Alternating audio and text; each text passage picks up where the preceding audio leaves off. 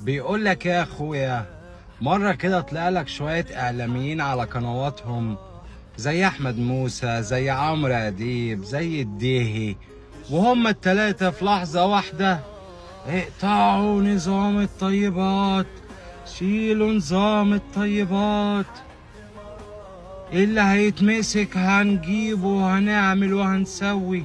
وعمرو اديب يطلع لك يقول لك ايه؟ مش هنسيبك، هنجيبك لو انت فين. طب يا ترى يا عم عمرو هتمسكني بايه؟ بتمرايه؟ ولا ربع كيلو لحمه؟ ولا حتتين توست ولا حاجه؟ ولا حتتين جبنه يا نجم؟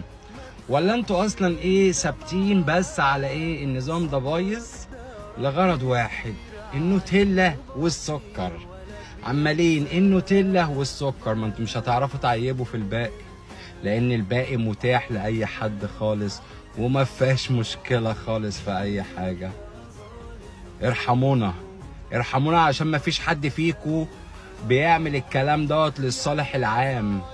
ارحمونا علشان محدش بيدور على اي واحد فينا تعب امتى ولا ازاي ولا اي حاجه وصرف قد ايه. ارحمونا بقى من ام الهري، عشان انتوا اصلا بتقبضوا بالملايين في السنه.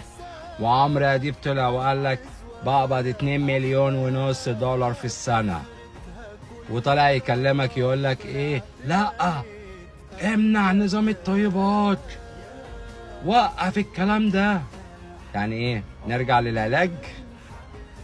ماشي ماشي يا عم، احنا النهارده بقى هنطلع بالمفاجأة الكبيرة بقى، واستنوني النهارده فيديو هيبقى نار اقسم بالله، وكله بالقانون.